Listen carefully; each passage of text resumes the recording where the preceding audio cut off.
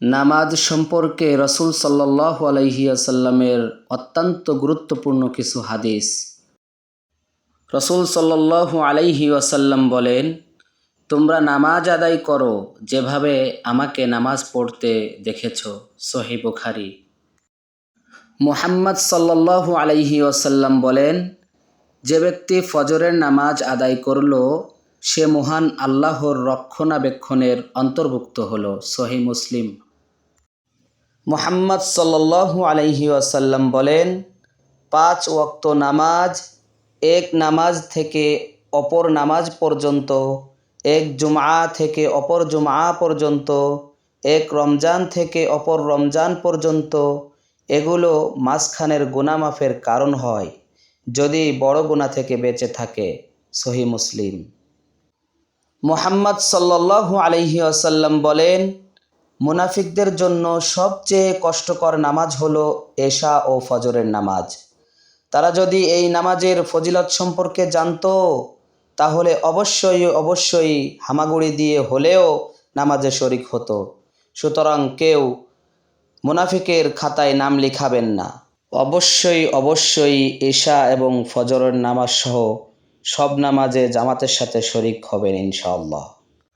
মুহাম্মদ সাল্লাল্লাহু আলাইহি ওয়াসাল্লাম বলেন, সেই মানুষটি জাহান্নামে যাবে না যে সূর্যোদয়ের আগের এবং সূর্যাস্তের আগের নামাজ অর্থাৎ ফজর ও আসরের নামাজ আদায় করে।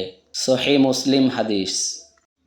মুহাম্মদ সাল্লাল্লাহু আলাইহি ওয়াসাল্লাম বলেন, যে ব্যক্তি সকাল ও সন্ধ্যায় 5 ওয়াক্ত নামাজ আদায় করতে মসজিদে যায়, যতবার যায় আল্লাহ তাআলা ততবারই তার জন্য জান্নাতে মেহমানদারির উপকরণ প্রস্তুত করেন। সুবহানাল্লাহ। সহিহ বুখারী শরীফ। মুহাম্মদ সাল্লাল্লাহু আলাইহি ওয়াসাল্লাম বলেন, যে ব্যক্তি ফজর ও আসরের নামাজ আদায় করল ফেরেশতারা তাদের নামাজের সাক্ষী আল্লাহকে দেয়।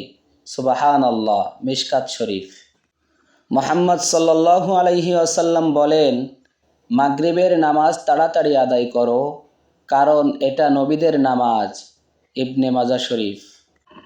মুহাম্মদ সাল্লাল্লাহু আলাইহি ওয়াসাল্লাম বলেন, মাগরিবের নামাজ 3 রাকাতই ফরজ রাখা হলো কারণ এটি দিনের বেতের। আবু দাউদ শরীফ। মুহাম্মদ সাল্লাল্লাহু আলাইহি ওয়াসাল্লাম বলেন, যে ব্যক্তি ঠান্ডা হওয়ার আগে সময় মতো আসরের নামাজ পড়ে তার জন্য রয়েছে বিশাল পুরস্কার। সহিহ বুখারী শরীফ। মুহাম্মদ সাল্লাল্লাহু আলাইহি ওয়াসাল্লাম বলেন, যে ব্যক্তি আসরের সালাতের হেফাজত করবে অর্থাৎ যথাযথ সময় ও গুরুত্বসহ আদায় করবে তার জন্য থাকবে দ্বিগুণ নেকি। সহিহ মুসলিম শরীফ।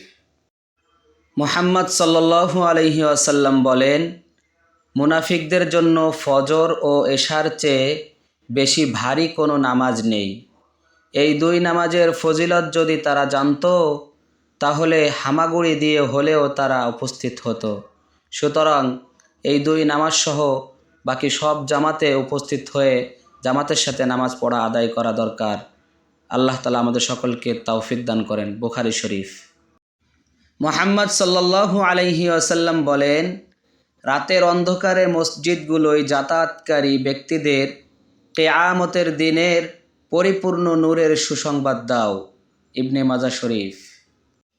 মুহাম্মদ সাল্লাল্লাহু আলাইহি ওয়াসাল্লাম বলেন, যে ব্যক্তি জামায়াতের সঙ্গে ইশার নামাজ আদায় করল সে যেন অর্ধেক রাত পর্যন্ত নফল নামাজ আদায় করল, আর যে ব্যক্তি ফজরের নামাজ জামায়াতের সাথে আদায় করল সে যেন সারা রাত জেগে নামাজ আদায় করল।